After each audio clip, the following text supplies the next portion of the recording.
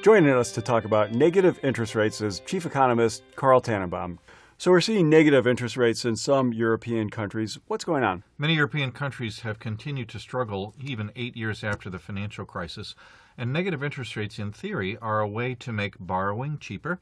If those loans are used to advance economic growth, then that should be beneficial and hopefully pull Europe out of the funk that many countries have been in for quite a long time.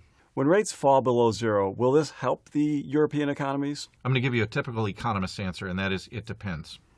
Because while the central bank can set rates in negative territory, commercial banks may not choose to follow them. And that's been the case in Europe so far.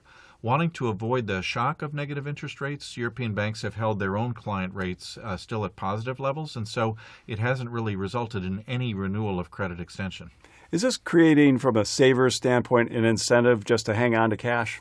That's one of the perversions of negative interest rates is if you are an account holder and you're seeing the balance in your account fall month over month because rates are negative, you might think, well, maybe I should hold on to cash. We haven't seen that so much because it is expensive to hold cash. You have to store it. There's a risk of it getting lost. If you have lots of cash and you need to pay your rent, it's not particularly easy to do that. So there have been some studies that estimate that rates have to be very, very negative in order to promote a lot of hoarding of cash. Meanwhile, the U.S. has been going the opposite direction. Do you see any possibility of this coming to the United States? While it's been reviewed by the Federal Reserve, I think it's a very remote possibility at this time that we would see negative interest rates here.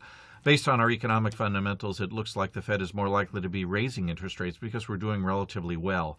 And then because of the structure of the American financial scene, I think negative interest rates may actually be counterproductive here. In addition to the potential for cash hoarding, you also have a big complex of money market mutual funds that would be forced to get very far from a unit asset value if you had negative interest rates, and that could cause all kinds of liquidity dislocations that might actually make the problem worse instead of better. Carl, thanks so much. You're very welcome.